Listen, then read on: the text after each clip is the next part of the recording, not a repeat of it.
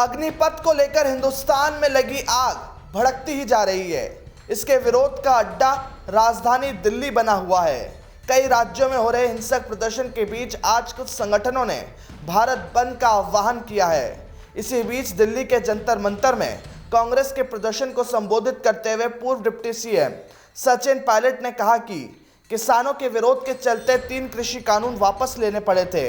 उसी प्रकार युवाओं के विरोध पर अग्निपथ योजना वापस लेनी पड़ेगी। पायलट ने कहा कि केंद्र सरकार की तानाशाही और जन विरोधी नीतियों के खिलाफ हमारा सत्याग्रह जारी रहेगा। इस दौरान पायलट समर्थकों ने पायलट जिंदाबाद के नारे भी लगाए। बड़ा मुश्किल समय है। भारत सरकार ने एक बार फिर ये साबित किया है कि वो ना तो किसी की सुनेंगे ना समझेंगे और अपनी मनमर्जी से कानून थोप देंगे।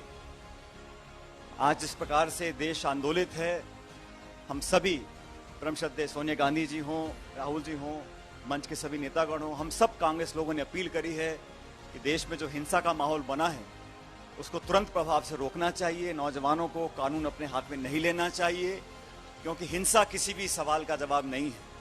लेकिन आज जो आक्रोश लोगों के जहन में है उसको इस सरकार को समझना पड़ेगा।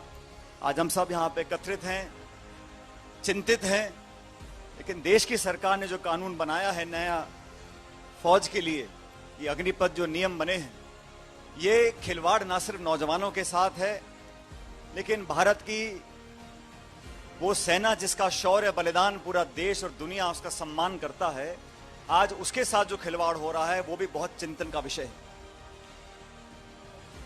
फौज के साथ हमारा पुराना रिश्ता है और ये बात सही है कि सिर्फ नौकरी के लोग फौज में नहीं जाते हैं। गांव में जो लड़के लड़कियां देश सेवा करना चाहते हैं, फौज की वर्दी पहनना चाहते हैं, वो सिर्फ भत्ते के लिए, पेंशन के लिए फौज में नहीं जाते हैं।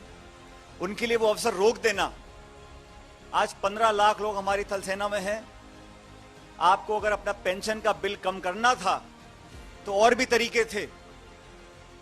आप प्रधानमंत्री जी के लिए जो 8,000 करोड़ रुपए के 2 जहाज लिए हैं उनको मत लेते।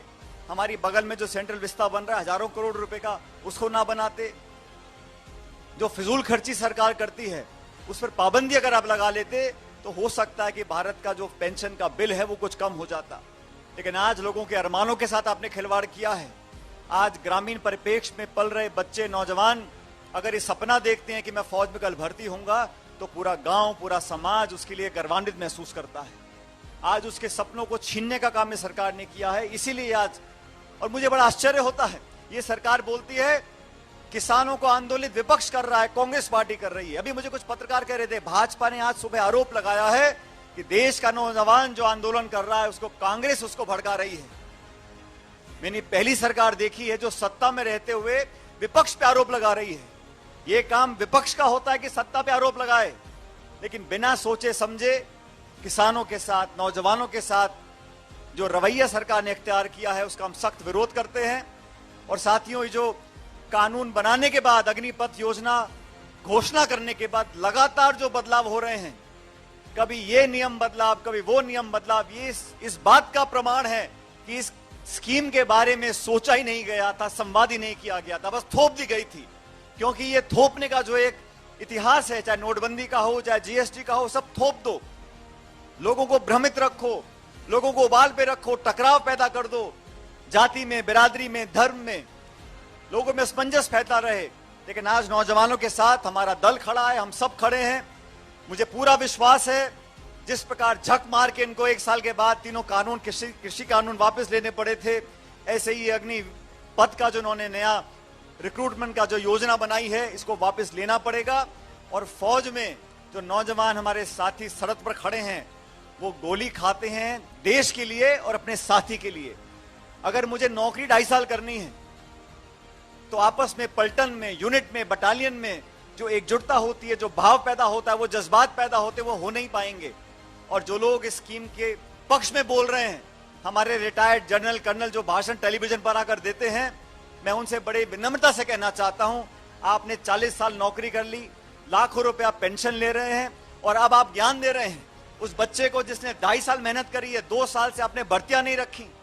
और ठीक कहा प्रियंका जी ने जो पहल करी थी, हम सब ने मांग रखी है कि कोविड के बहाने से आपने 2 साल से भर्तियां रोक रखी थी। 1.25 लाख भर्तियां सिर्फ फौज में खाली पड़ी हैं, और जिन अर्धसैनिक बलों में आप लोगों को भविष्य का आश्वासन दे रहे हैं, उसमें इतना बैकलॉग है कि आप लोगों को एब्जॉर्ब नहीं कर पाएंगे। सिर्फ भ्रमित कर भविष्य लोगों का आप बर्बाद करने की कोशिश कर रहे हैं। इसका विरोध कांग्रेस पार्टी करती है। आज हम लोगों ने यहाँ जो धरना दिया है, इसका संकेत, इसका मैसेज पूरे देश में जाएगा।